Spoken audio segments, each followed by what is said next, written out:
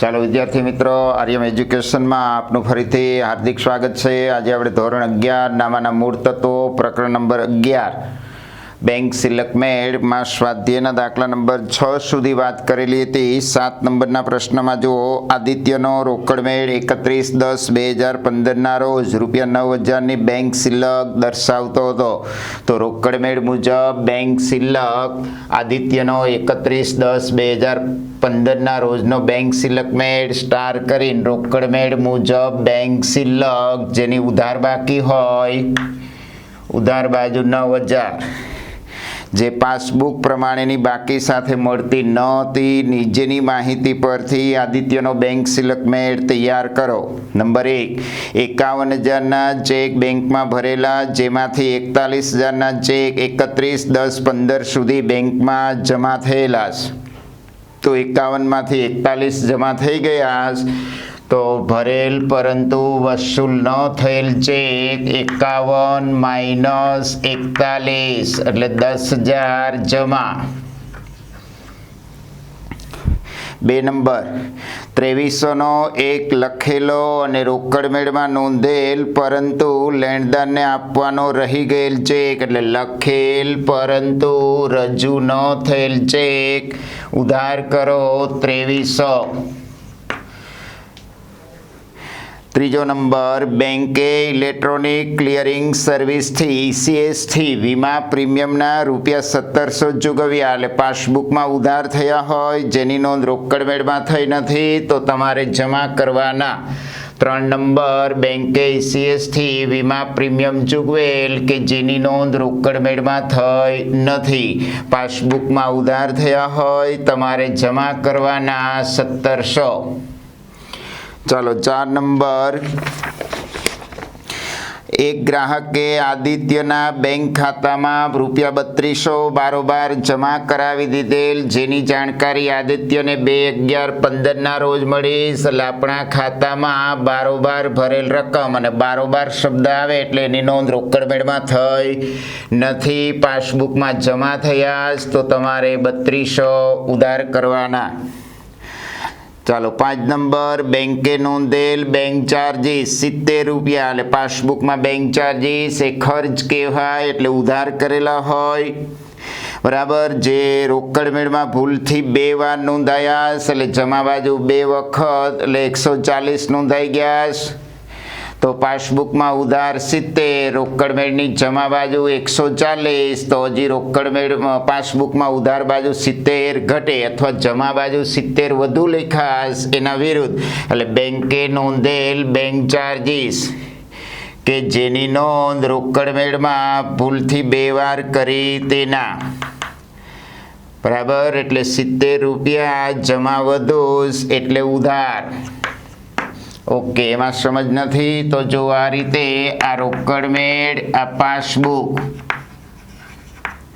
રોકડ મેળમાં ઉધાર એટલે આય વ્યય, આય પ્લસ વ્યય માઇનસ, પાસબુકમાં ઉધાર માઇનસ અને જમા પ્લસ।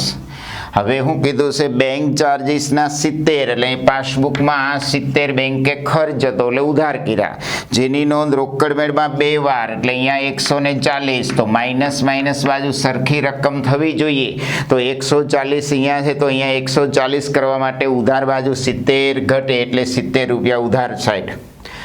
ચાલો 6 નંબર, 6750નો ચેક 27/10/2015ના રોજ બેંકમાં ભરેલો તે નકરાયો, જેની માહિતી આદિત્યને 1/11/15ના રોજ મળી। એટલે ભરેલો હતો એટલે રોકડ મેળમાં ઉધાર બાજુ નોંધેલો હોય, જે વસૂલ થયો એટલે જમા થઈ ગયો હોય, તો હવે ફરીથી નકરાયો એટલે ઉધાર થયો, તો આપણે એને જમા કરવાનો।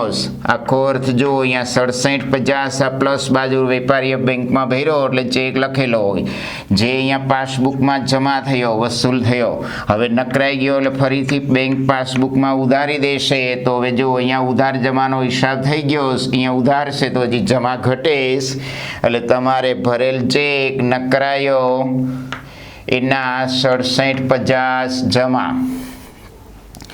ચાલો 7 નંબર 4780ના ચેક લખેલા જેમાંથી 1770ના ચેક 2/11/15ના રોજ બેંકમાં રજૂ થયા હતા. લાપડા મહિનામાં રજૂ નથી થયા એને કહેવાય લખેલ પરંતુ રજૂ ન થયેલા ઉધાર 1770. 8 નંબર 1320નો ચેક બેંકમાં ભરેલ પરંતુ તેની નોંધ રોકડમેળમાં કરવામાં આવી નથી. આ ચેક 31/10/2015 સુધી બેંક દ્વારા વસૂલ થયેલ નથી એટલે મિત્રો એની કોઈ જગ્યાએ નોંધ થશે નહીં, કારણ કે રોકડમેળમાં નોંધ નથી થઈ અને બેંકમાં પણ 31/10 બાદ એટલે 31/10 સુધી નોંધ થઈ નથી એટલે કોઈ જગ્યાએ સિલક તફાવત ઉદ્ભવે નહીં એટલે 8 નંબર નોંધ થશે નહીં. 9 નંબર બેંકે પાસબુકમાં 130 બેંક વ્યાજના જમા કર્યા તો આ બેંકે જમા કરેલ વ્યાજ 130 ઉધાર અને બેંક ચાર્જીસના 60 રૂપિયા ઉધાર્યા એટલે 9B બેંકે ઉધારેલ બેંક ચાર્જીસ તો એ તમારે જમા કરવાના 60 રૂપિયા અને બંને કે જેની નોંધ રોકડ મેળમાં થઈ નથી. 9A 9B. ચાલો રોકડ મેળની આઈ બાજુનો સરવાળો ભૂલથી 900 વધારે લેવાયો એટલે ઉધારનો વધુ એટલે જમા. રોકડ મેળની આઈ બાજુનો સરવાળો વધુ ગણ્યો તેના.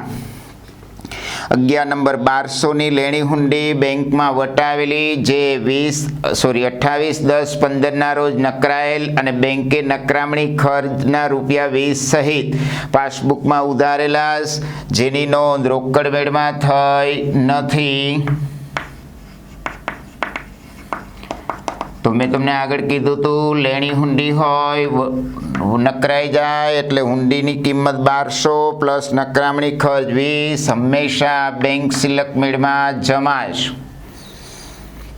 હવે 1 માસ બાદ પાકતી 700ની દેવી હુંડી બેંક મારફત ₹30ના રિબેટથી 31/10/15ના રોજ ચૂકવેલ જેની નોંધ રોકડ મેળમાં થયેલ નથી એટલે બેંકે 700માંથી 30 રૂપિયા રિબેટ લીધું તો 670 રૂપિયા ચૂકવેલા હોય તો પાસબુકમાં ઉધાર થયા તો તમારે જમા કરવાના. ચાલો હવે ટોટલ કરો.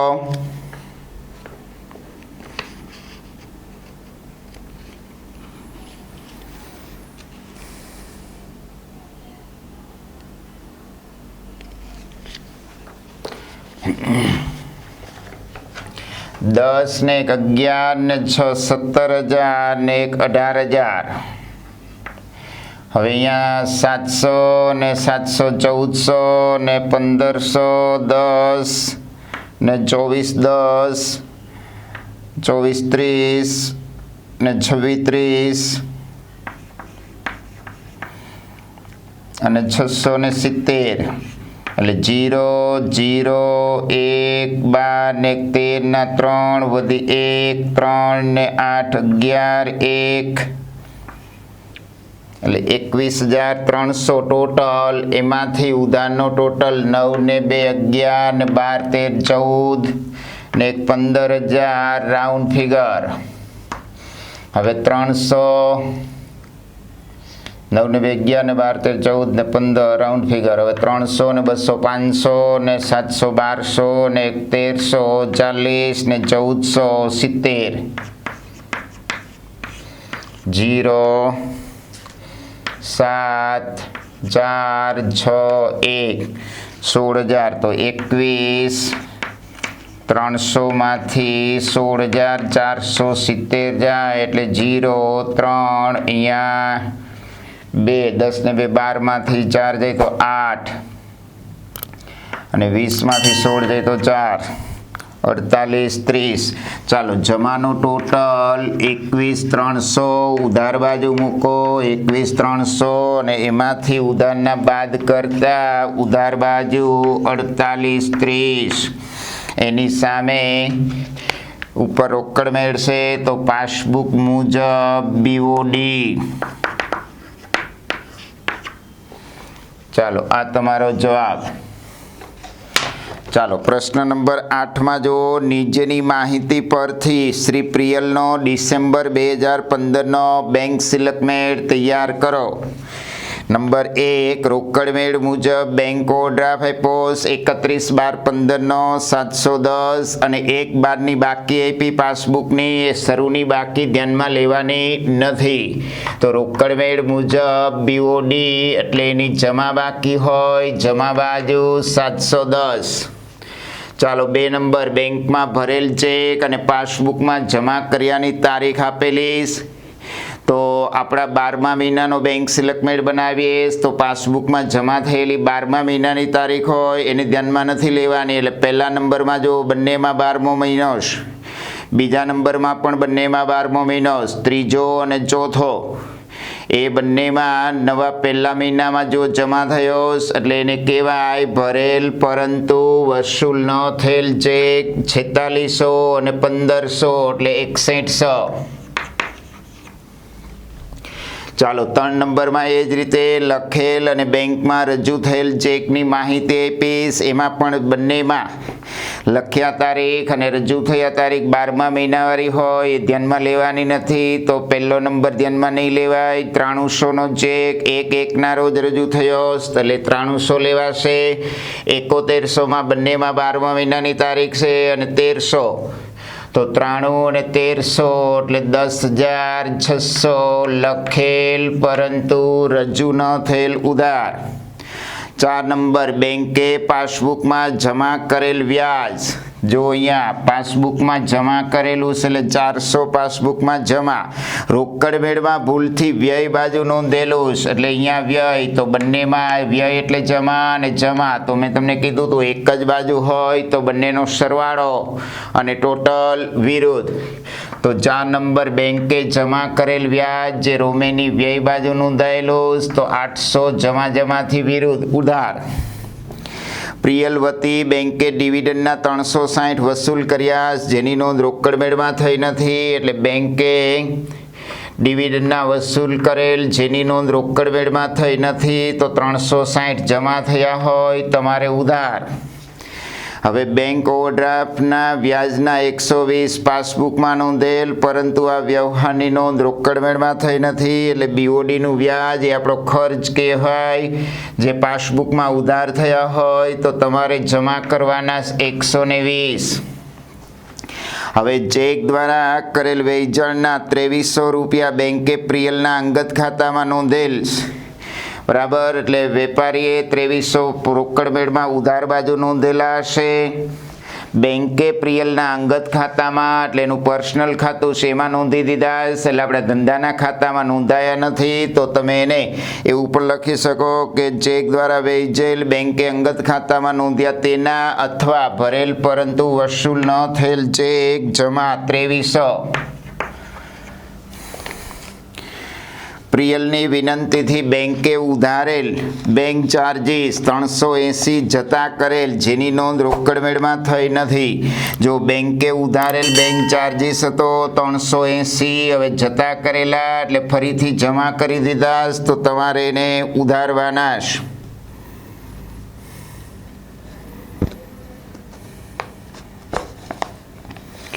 એટલે બેંકે ઉધારેલ બેંક ચાર્જીસના જતા કરેલ કે જેની નોંધ રોકડ મેળમાં થઈ નથી 380 જમા તો તમારે ઉધાર. હવે લખેલ ચેકમાં સહી કરવાનું ભૂલાઈ ગયેલ હોવાથી બેંકે 2300નો ચેક પરત આપેલો છે.